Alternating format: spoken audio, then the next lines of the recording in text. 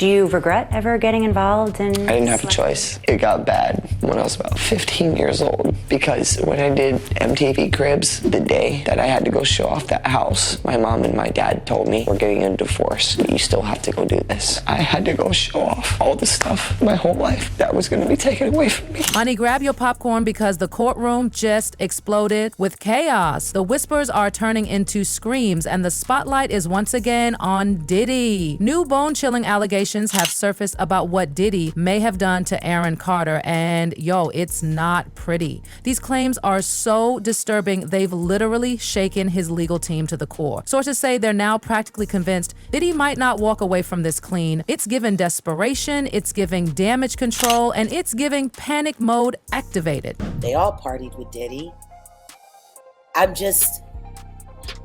It's hard for me to truly get invested in what's happening to Liam Payne right now, because I haven't gotten over what happened to Nick. Nick's brother, Aaron Carter. Right. A lot of people keep forgetting Aaron Carter was begging for help, begging for independent financing, begging for security. So let's rewind a bit, shall we? Aaron Carter was found dead in his bathtub back in 2022, and the official story was drowning. But girl, the internet never bought it. How does a grown man drown in his own bathtub? Especially someone who was making noise, hinting at deep secrets he was ready to spill. And guess what? Rumors are now flying that Aaron was on the verge of exposing Diddy's alleged Freakoff parties 3 years ago. But before he could drop the bombshell, he was gone. Now fast forward to today, and it's as if fate is spinning the wheel. Witnesses are stepping forward. The courtroom is heating up. And Diddy? He's facing the music. The first week of the testimony in the sex trafficking trial against Sean Combs ended with a former member of one of Combs' musical groups on the witness stand. Dawn Richard says that she saw Combs attack Cassie Ventura in 2009. Richard is suing Combs in federal court, accusing him of sexual assault and battery. She'll be back on the witness stand on Monday. Richard's civil lawsuit is still pending. Does that impact how these attorneys approach her if they try to color this as some way of I guess, supporting her civil case? How does that difference impact the approach to these witnesses? I think that can be argued either way. For instance, where the fact that Ms. Ventura's case, her civil case is already settled and the money's already been received, to me, that doesn't count against her. Perhaps it counts to her credibility because she chose to participate in the criminal trial anyway. However, where Ms. Richard is concerned, the fact that she is participating when, frankly, a criminal conviction may harm her ability to recover. It may harm Mr. Combs' ability to have the finances, the funding to be able to pay any recovery. So there are risks either way. I just think that as people are watching, they need to remember trials involve humans, and humans are messy. So you don't have any purity tests in terms of your witness is on the stand and has never done anything wrong, or your defendant is on the stand and has never done anything right. There's a lot going on both sides, and it really is up to the jury to ferret that out as long as they're given the right facts and the proper instructions from the judge. Let's not sugarcoat it. These accusations are terrifying. According to the government, Diddy wasn't just some celebrity with bad habits. No, they're alleging he was at the center of an entire operation involving illegal transport of individuals, hiding mountains of money, abusing his influence for dark deeds, and even assaulting his ex. And it's not just internet talk anymore. This past week has been an avalanche of shocking testimonies. His own employees spilled tea. Don Richards spoke up. Cassie's best friend took the stand, and baby, they did not hold back. Dawn Richard said, you've met with government prosecutors 8 times over the last year and a half.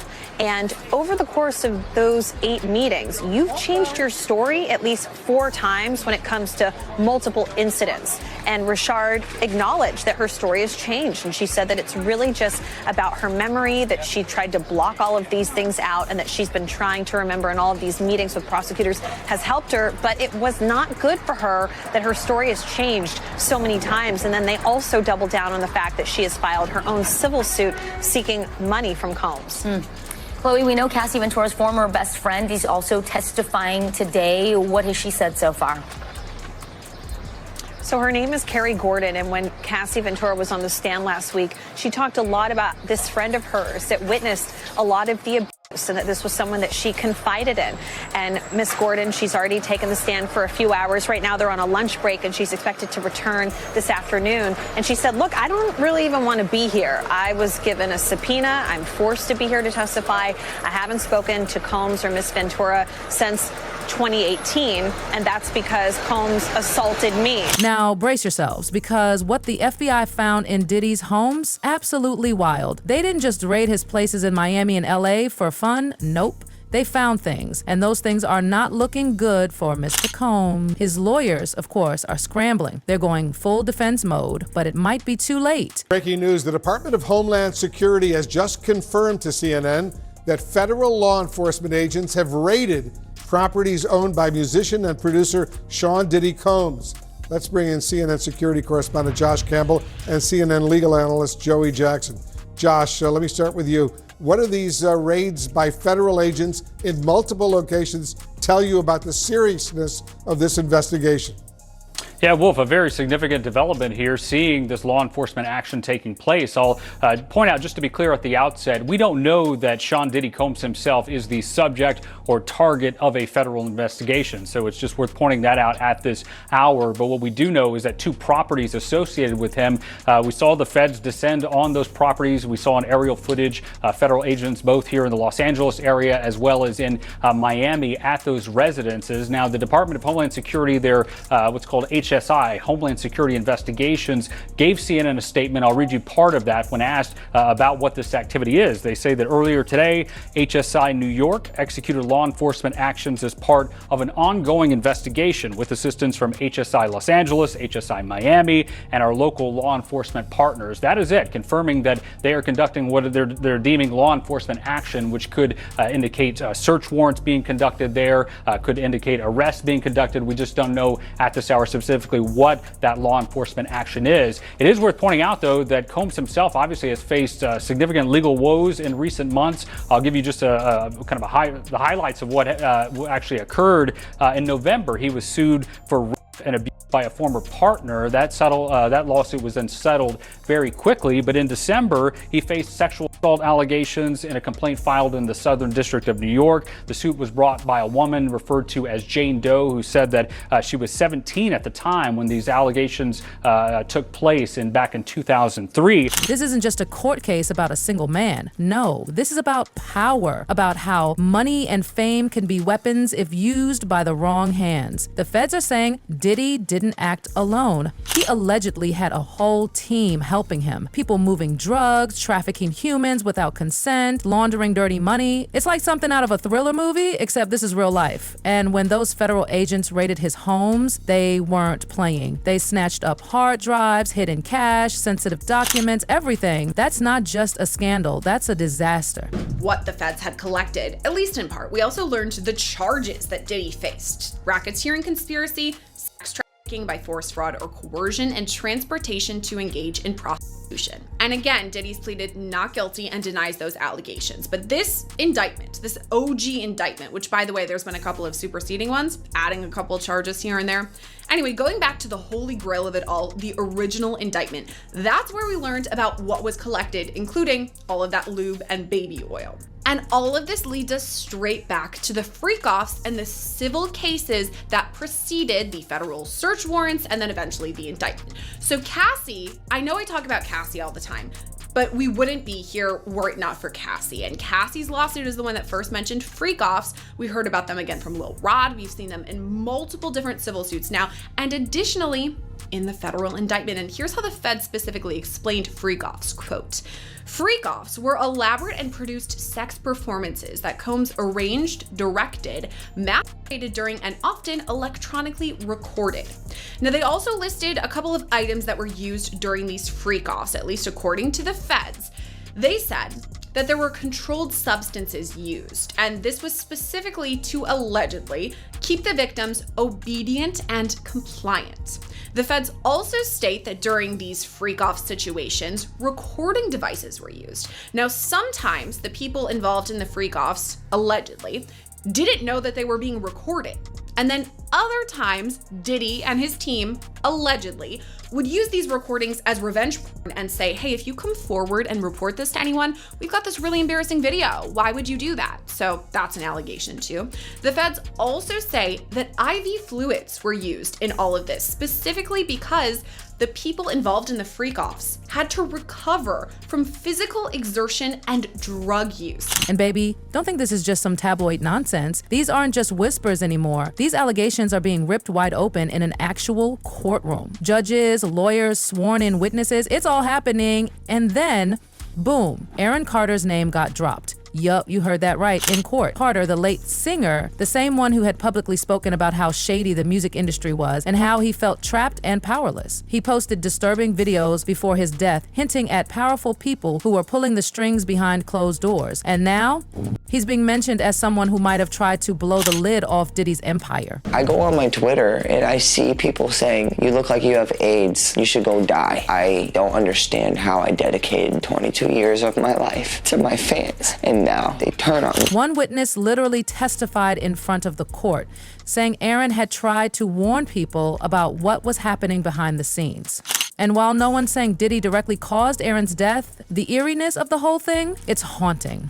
The mother of singer Aaron Carter doesn't believe he died from a drug overdose and wants his death investigated further. I'm Anjanette Levy, and welcome back to Sidebar here on Law and Crime. Aaron Carter was found dead in a bathtub in his home in Los Angeles last November. Since that time, TMZ has reported the LA County coroner did not find water in his lungs, meaning he didn't drown. Carter's mother, Jane Schneck, posted photos on Facebook that show the bathroom where her son was found. She wrote on Facebook, "Because of my son's mental illness and prescription drug issues, they, the cops, just wanted it to be something easy that they didn't have the time or inclination to address." Schneck wants a more thorough investigation. She wrote that her son was receiving threats from many people, and she believes there were people out there who wanted to harm him. So joining me to discuss this issue and the death of Aaron Carter is Joseph Scott Morgan. He's a forensic death investigator and also the host of the Body Bags podcast. Joseph, welcome back to Sidebar. Thanks for coming on. Thanks for having me, Antoinette. Good to be here. So let's talk a little bit about Aaron Carter's death. He was found in a bathtub in his home. We see from these photographs that there was some discoloration in the water. I have a feeling that was probably from his body releasing fluids following his death. So what can we glean thus far, aside from the fact that he didn't drown? They didn't find water in his lungs, according to this report by TMZ. Well, if you're talking about the death investigation itself, we can glean the fact that they haven't come back with toxicology results yet. So at this point, and as you know, medical examiners and coroners are, I don't want to use the term notorious, but it takes time for these things to be fully realized because these tests take time. You don't, in a death investigation, you don't want things hurried up. And it seems as though some parties that are involved in this case want it sped up. And that's the most dangerous thing you can do. And it doesn't stop there. The court brought up Aaron's name to show that others probably knew something was very wrong, but were way too scared to speak. The crowd gasped. Online forums lit up. Suddenly, people are replaying Aaron's old interviews, wondering if we all ignored his cries for help. Inside the courtroom, tension. Diddy's lawyers came in swinging. His lead attorney was fuming, calling the case a circus. He went off, claiming the prosecution is just recycling old rumors and media trash to paint Diddy as a monster. I can't imagine it's thousands. I mean, and I'm not really sure what the baby oil has to do with anything. I don't know where the number 1,000 came. Baby oil, more than 1,000 bottles altogether. He has been ready to defend this case since he first found out about this case. Diddy's case causing online chatter over the shocking discovery. The rapper's attorney telling all to TMZ as the outlet dives deep into the ongoing trial in their documentary, The Downfall of Diddy, The Indictment, streaming on Tubi. They're essentially saying it's a lubricant for an orgy. I guess. I don't know what you need 1,000. One bottle of baby oil goes a long way. I don't know what you need 1,000 for. Yeah, it's the number of bottles going viral on social media, with Diddy's longtime nemesis, 50 Cent, dropping this meme on X. Meanwhile, Diddy's defense team offers this explanation. I mean, he has a big house, he buys in bulk. You know, I think they have Costco's in every place where he has a home. I mean, have you sat in a parking lot of a Costco and see what people walk out of there with? TMZ reached out to Costco. Their rep says none of their U.S. locations carry baby oil. He believes he's innocent, I believe he's innocent, and we're gonna fight this case with all of our might until we don't have to fight any longer. We're not giving up by a long shot. I told Mr. Combs I'm gonna try and get his case to trial as quickly as possible. I don't think it was 1,000. Let's just say it's a lot, okay? Let's discuss some of the details with Joey Jackson. He's a CNN legal analyst, a former prosecutor as well. Joey, thanks so much for being with us. This is Sean Combs' third try to get out on bail. Do you think he has a better chance this time around? So he may, Bar. It's good to be with you, and here's why. You heard Elizabeth reference the issue of the recording, and here's why it's significant in terms of its manipulation. Just to reset, the critical to his denial on bail were really two factors. The one factor related to him being a danger to the community, the other factor being how he would potentially obstruct witnesses. Now, critical in the prosecutor's arguments at those previous hearings was the fact that there's this tape that everyone has seen, and they said, prosecutors did, that tape was in the context of a freak-off. It was in the context of sex trafficking. It was in the context of him being violent as it related to that count in the indictment against Miss Ventura, right, who's referred to as victim one. But here now comes the defense saying, hey, by the way, the prosecution has misled you, court. This had nothing to do with a freak-off, as is alleged, which were the parties that he was allegedly having, that is P. Diddy, with all of these instances going on with coerced sexual activity, etc., had nothing to do with that. It also had nothing to do with sex trafficking. This was a domestic dispute. Now, it doesn't make the violence in the tape, Boris, any more tenable, right? Violence is violence. It shouldn't have happened, but it gives it context. Now, when you get down to the manipulation of the tape, the reordering of the tape, did you mislead the court? If they did, that's a factual question. A judge won't be too happy. Second brief point, and that is they're also arguing, the defense team, that there's the issue concerning his ability to prepare and be ready for trial. If you're going through and rummaging through his notes and other records that are attorney-client privileged and peeping at them and looking at them and using them against them, how could he prepare for trial? Things got real. Diddy's lawyer literally raised his voice in court, calling the FBI raids media stunts, meant to humiliate his client before any real trial even began. He accused the feds of building a case off of gossip and clout chasers, not facts. And he's pushing back hard. They're trying to block more evidence from ever reaching the courtroom. He says there's no hard proof, that all these witnesses are just people looking for attention. But honey, the other side, they were locked and loaded too. Prosecutors clapped back saying, this isn't gossip. This is a pattern. They claim Diddy had people moved across states, fed them drugs, and forced them into unspeakable acts. It's dark, it's twisted, and it's now unfolding before the world's eyes. It was confirmed that Diddy was truly deeply evil. The evidence was right there. It was the final piece of the puzzle, revealing that Diddy had spent his entire life taking advantage of others to the point where his music empire was nothing but a front for his sick obsessions. At the same time, though, Diddy's arrest somehow created a lot more questions than it answered. We all knew he was a bad guy. Don't get me wrong, but now we're realizing that it went so much deeper, with Diddy starting to look like his sick, disturbing crimes might rival those of Jeffrey Epstein or Harvey Weinstein. Not just one bad actor, but instead the leader of a criminal operation carrying out revolting abuse and exploitation. And so now there are even more questions than there were before. How did Diddy get away with it for so long? What were the full extent of his crimes? But even more sinister, who knew about his empire of abuse and didn't tell? Who, out of his massive network of celebrity friends and powerful contacts, was joining in? The size and scope of Diddy's alleged crimes, combined with his control over the industry, implies a much larger web of deception and evil than most of us could have ever imagined before. It's to the point where somehow his arrest, finally putting a monster behind bars, opens more doors than it closed. So what and who was Diddy hiding? If you let Diddy tell the story of his own life, he's a hero. He spent massive amounts of resources and time throughout his career creating good optics for himself. Even as recently as 2021, one of the last magazine profiles that was ever done on him before his arrest tells us a lot about how Diddy wanted people to see him and what he thinks of himself. During that 2021 interview with Vanity Fair called With Love, Sean Combs, he talked about his new lifelong purpose that was literally sent to him by God. He says this: "I feel like God sent me. God put on my heart, what's your purpose? I was looking at all these things, preachers and different people talking about purpose, because I realized purpose is something deep. Have I really found my purpose? I know I'm making money and I'm successful and I'm changing the game, but is that my purpose? And then I really prayed on it, and God told me, your purpose is to play a part in saving the black race." The prosecution didn't hold back. They said Diddy ran his empire like a fortress.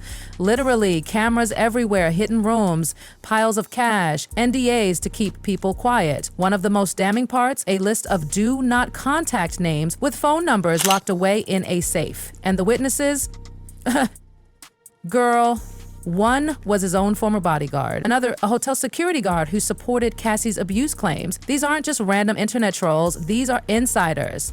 But here's where things went into total overdrive. The digital evidence. Oh, you thought the safes and secret lists were wild? Wait till you hear about this. Federal agents revealed that Diddy had hidden phones, private hard drives, and folders inside his computers, and one of them literally named the Vault. The VAOT. Let that sink in. The court hasn't revealed what's inside this mysterious folder yet, but everyone in the room could feel it. Something major is coming.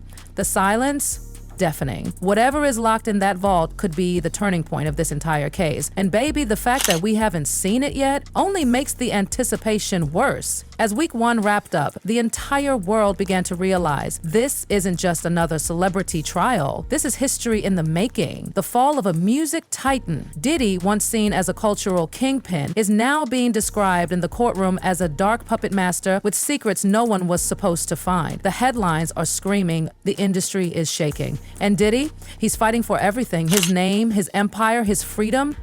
And what has been an explosive start in the trial of Sean Combs today, a former member of the musical group Diddy Kane is set to return to the stand to testify in the case against him. Dawn Richard testified Friday that she saw Combs attack his former girlfriend Cassie Ventura in 2009. CNN's Kara Scannell is outside the court with more details. What all can we expect to hear from her today as she takes the stand and later this week as well?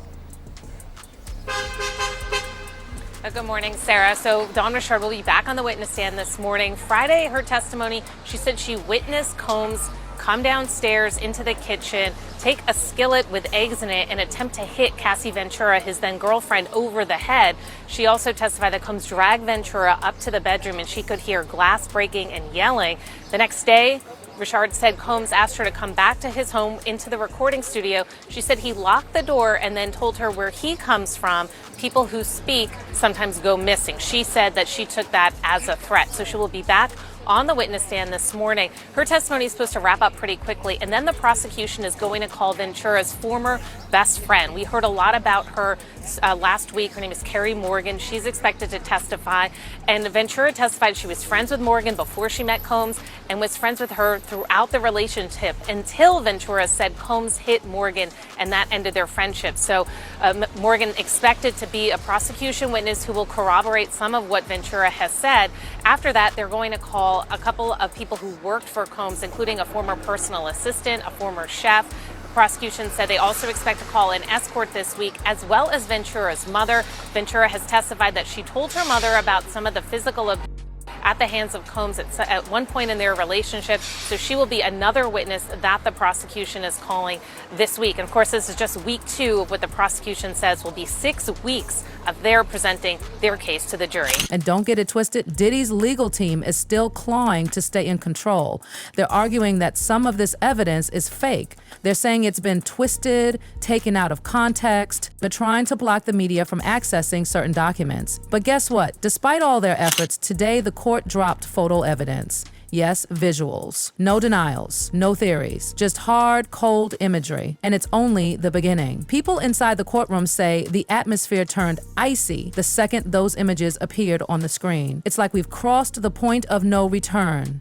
Prosecutors asking, was Mr. Combs made aware of these discussions? Richard responding, yes. How did he respond? Richard telling the court that Combs told her, stay the expletive out of my relationship. Y'all expletives are here to work. Stay out of my expletive relationship. The singer also testifying that after a 2009 skillet attack against Ventura, Combs told her the next day that Cassie was okay, and if we said anything, people could go missing. Prosecutors asking Richard, what do you take that to mean? Richard answering, that we could die. But attorneys for Combs sharply pointing out inconsistencies in Richard's account, asking if she knows the difference between hitting her with the skillet and attempting to hit her with the skillet or sitting it down. Defense attorneys asking, you have about 4 different recollections of what happened that day. Richard responding, no, I recall to the best of my ability. And as for the alleged threat, asking why Richard just told federal prosecutors about it for the first time last week.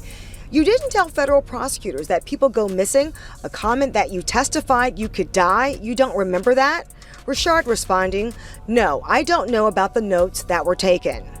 Also Monday, federal prosecutors releasing evidence in the case for the very first time, baby oil in Ziploc bags and pictures of Ventura's injuries, including a fat lip after the 2016 hotel assault. Today, we also heard from Carrie Morgan. She and Cassie Ventura were best friends almost 20 years. She testified that after that 2016 hotel attack, that Sean Combs came to Cassie Ventura's home. He was beating on her front door with a hammer. They never answered the door on that, and they say their friendship came to an end in 2018 when she said she was assaulted by Combs, and Cassie Ventura told her she was over-exaggerating and milking it. Reporting live in Lower Manhattan, Darla Miles, Channel 7 Eyewitness News. But the pressure, it's only piling higher. The audience for this trial isn't just the public anymore. It's the entire entertainment industry. Whispers are getting louder that other celebrities might get dragged in. There are even rumors that 1 or 2 major names could be called in to testify as soon as this week. While Diddy's daughters are outliving their prom night dreams, the walls around their father's kingdom are cracking fast. What once looked like a music mogul's untouchable throne is now a burning spotlight of scandal, betrayal, and cover-ups. Sean Diddy Combs is missing out on major moments in his kids' lives. As the music mogul's federal trial continues in New York, Combs' 18-year-old twin daughters Delilah and Jessie enjoy their senior prom in Los Angeles. The pair arrive fashionably late to the Harbor House in downtown LA May 17th. The girls, famously known for always wearing coordinating outfits, both don strapless sparkly red gowns and matching rose corsages as they smile and pose for pics on their big night.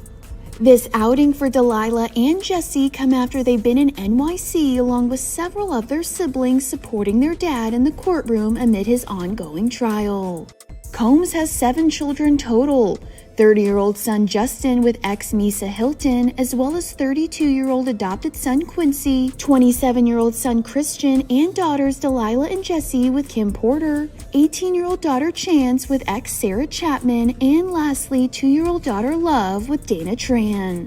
The rapper, who's currently being held without bail at the Metropolitan Detention Center in Brooklyn, is charged with sex trafficking, racketeering, and transportation to engage in prostitution. Combs has pleaded not guilty to the charges but faces up to life in prison if convicted. With his trial set to resume on Monday, as former Danity Kane member Dawn Richard is expected to continue her testimony. Right now, it's still too early to know how this all ends. But let's be honest, week 1 changed the game entirely. The public has their eyes peeled. The industry is in full-blown panic, and Diddy? He's in the fight of his entire life. The gossip, the rumors, the headlines, they're all real now. Inside a courtroom with federal agencies breathing down his neck. And what's even scarier? This could just be the tip of the iceberg. The rumors are that Diddy was running some kind of Epstein-type deal where he was filming everybody. If some of the accusations are true, that kind of covers things. You know, when folks vanish. Isn't it just like part of the gig? Like, here's a for instance. Like, your bit about Puffy.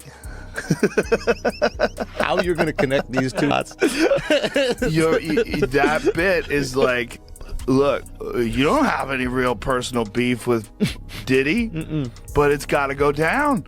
The bits are there. I'm a gold miner. I just found some gold. You're right. Maybe I'm a sociopath. It's not that you're a sociopath. It's just that that's part of the gig. Yes. Like, you're not a sociopath with your friends. No, I think I'm maybe an empath. Yes. But I guess it's one of those things where, like, you justify, you go, okay, if there's, I think this person might have done something bad. Yes. And he can get jokes, and we're all going to tell jokes. Yeah. I'm not pressing charges. Well, not only that, you're not the guy who's out there, like, calling the New York Times, hey, you know what I heard about Diddy? By the way, yeah. Yeah, exactly. You're just like, it's there. I mean, it's not just there. Yes. It's everywhere. My fucking news feed is dominated by it. Fox. This isn't just rap drama. It's an expose on how power corrupts from the inside. Because, folks, the next week is promising to be even more explosive than the last. More witnesses, more hidden files, possibly more famous names being dragged into the and word on the street is there may be tapes, videos even, that could shift the entire direction of the case. Diddy's team is swinging hard. They are filing motions, throwing objections, trying to block every incoming blow. But the government, they are not backing down. They're building momentum. And no matter how rich or powerful Diddy is, the law is moving in, the music world is holding its breath. Because if these next revelations are as dark as week 1's, we're heading into uncharted territory. The world is watching. Every step, every tear, every scream, and honey, it's only just begun. So what do you think? Is Diddy doomed, or will he pull off the comeback of the decade? Let us know in the comments and buckle up for week 2, because this courtroom thriller is far from over.